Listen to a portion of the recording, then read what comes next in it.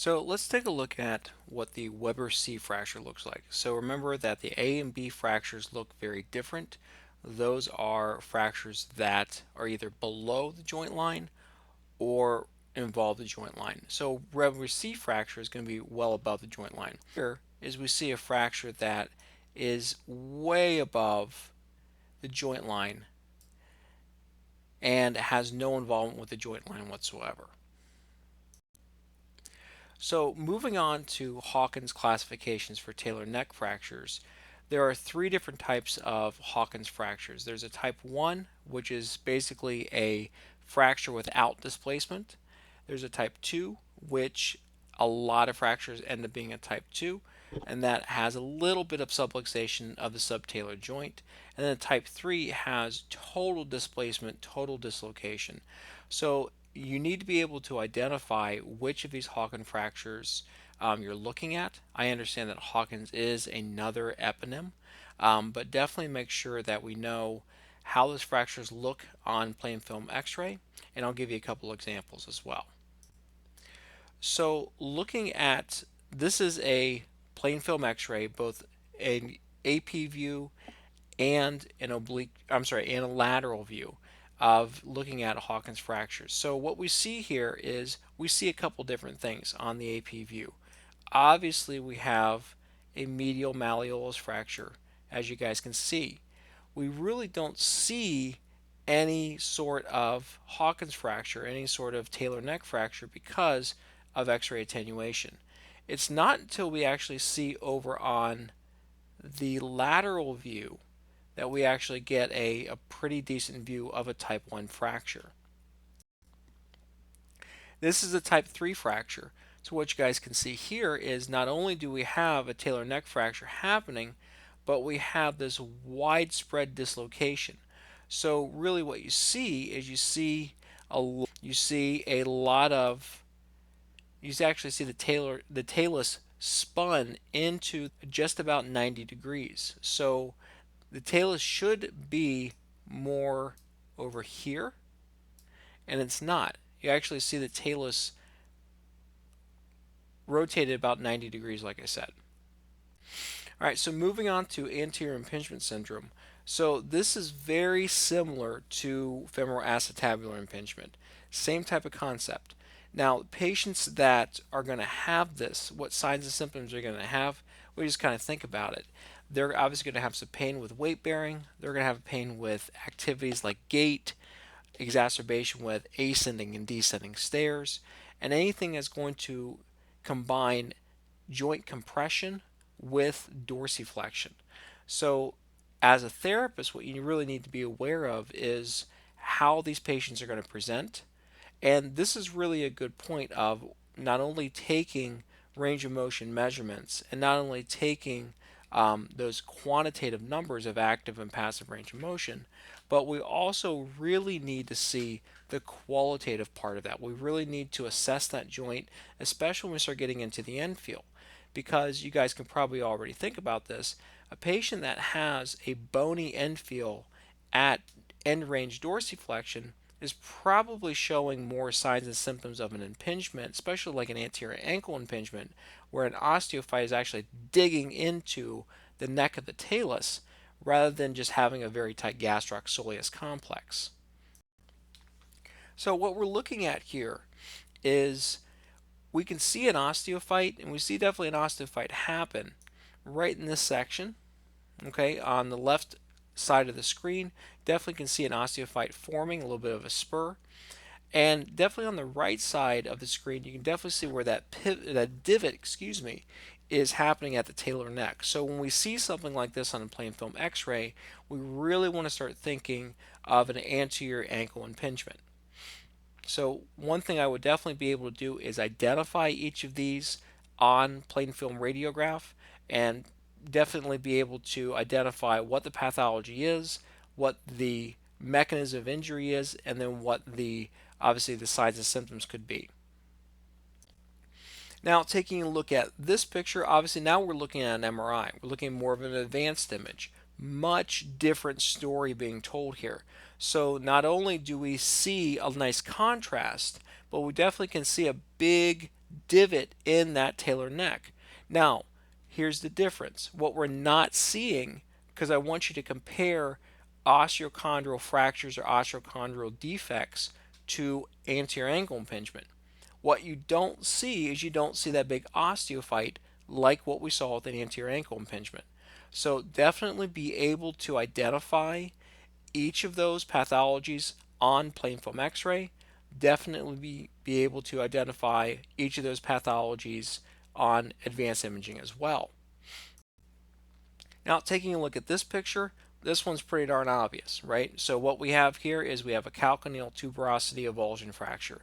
So what has happened is that we have a large chunk of the calcaneus that's been pulled away from its home, if you will.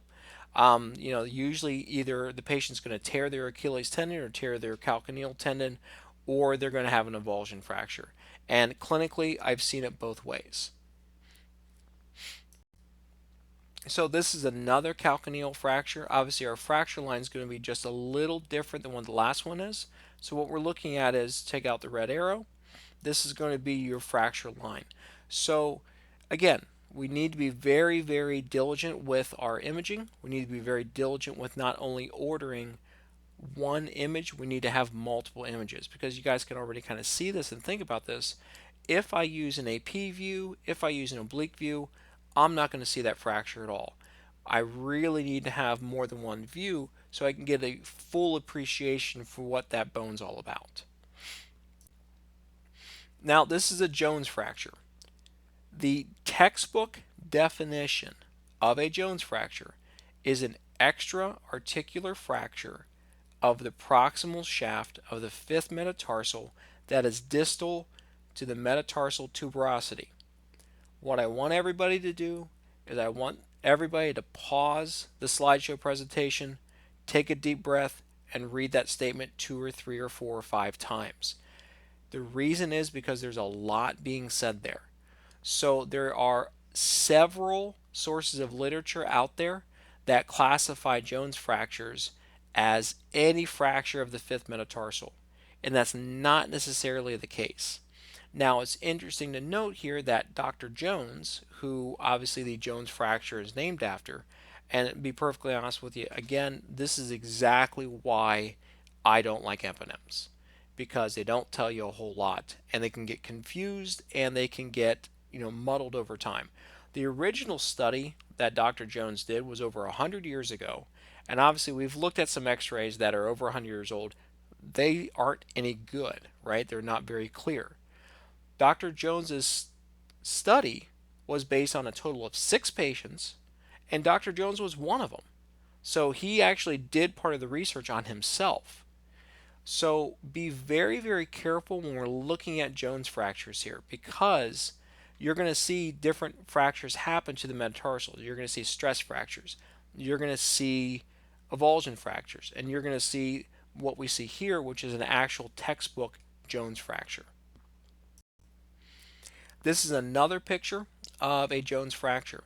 So what we have here is, again, we have an extra articular, so outside the joint surface, fracture not involving any other spots. So it literally is just outside of the tuberosity. So this schematic is really nice. The red area is obviously where a stress fracture can occur. Now, please note that a stress fracture can occur in any of the long bone. Okay, so I kind of highlight that because a stress fracture cannot only happen in the area that's shaded red, but it can happen anywhere in a long bone. The green part, the green shaded section, is where Jones fracture is typically going to happen. Again, that's the textbook definition of a Jones fracture.